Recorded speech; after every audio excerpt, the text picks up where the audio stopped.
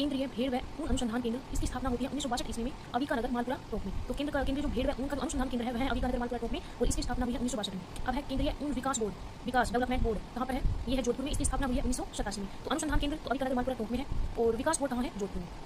केंद्रीय ऊन विश्लेषण प्रयोगशाला यानी लैब जो है ऊन विश्लेषण की, वो कहाँ पर है? वो है बीकानेर में, इसकी स्थापना हुई है 1965 ईस्वी में। फतेहपुर भेड़ प्रजनन केंद्र, इसकी स्थापना हुई है 1973 में फतेहपुर सीकर में। यह राजस्थान का पहला भेड़ प्रजनन केंद्र था। अनुसंधान अविका नगर में। याद करने की स्रोत है कि केंद्रीय भेड़ व ऊन का अनुसंधान तो है अविका नगर में, विकास कहाँ हुआ है? ये जोधपुर में, और लैब है इसकी बीकानेर में, उसका प्रजनन केंद्र है फतेहपुर में। मतलब ये शॉर्ट में याद करने के कि अनुसंधान अविका नगर, विकास जोधपुर, लैब बीकानेर और प्रजनन केंद्र फतेहपुर में।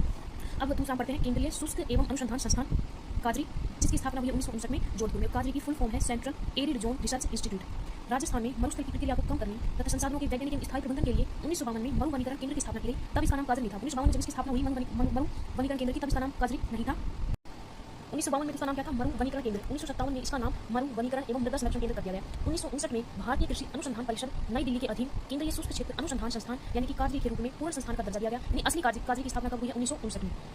1959 में ही काजरी की स्थापना हुई है। पहले इसके दो नाम, 52 में तो मरु वनीकरण केंद्र और 57 में मरु वनीकरण व मृदा संरक्षण केंद्र इसका नाम किया गया। 1959 में पूर्ण रूप से इसको काजरी नाम दिया गया। काजरी का मुख्यालय जोधपुर में स्थित है। काजरी के 5 उपकेंद्र हैं, जैसलमेर, बीकानेर, पाली, लेह तथा भुज में। काजरी के कितने केंद्र हो गए? 5।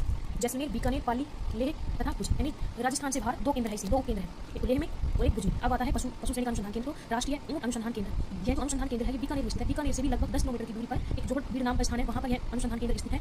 1984 में इसकी स्थापना एक ऊंट निदेशालय के रूप में की थी, जिसे 20 सितंबर 1995 को क्रमबद्ध कर राष्ट्रीय ऊंट अनुसंधान केंद्र का दर्जा दिया गया। यानी 1984 में जो ये राष्ट्रीय ऊंट अनुसंधान केंद्र था एक निदेशालय के रूप में था और 20 सितंबर 1995 को इसे अनुसंधान केंद्र का दर्जा दिया गया। अब आता है आफरी की स्थापना हुई 1988 में। शुष्क वन अनुसंधान संस्थान आफरी की स्थापना भारतीय वानिकी अनुसंधान एवं शिक्षा परिषद पर्यावरण एवं वन मंत्रालय के तहत 1987 ईस्वी में जोधपुर में की गई और अगले साल 1988 में इसका नाम आफरी किया गया। यानी जब इसकी स्थापना की गई तब इसका नाम था भारतीय वानिकी अनुसंधान एवं शिक्षा परिषद था, फिर पर्यावरण एवं वन मंत्रालय ने 1987 में इसकी जोधपुर में स्थापना कर दी, लेकिन उसके अगले साल 1988 में इस संस्था का नाम आफरी रख दिया गया। केंद्रीय शुष्क बागवानी संस्थान बीकानेर। भारतीय कृषि अनुसंधान परिषद ICR ने वर्ष 1993 में बीकानेर में राष्ट्रीय शुष्क क्षेत्रीय उद्यानिकी अनुसंधान केंद्र की स्थापना की। सितंबर 2000 में क्रमोन्नत कर केंद्रीय शुष्क बागवानी संस्थान में इसे परिवर्तित कर दिया गया।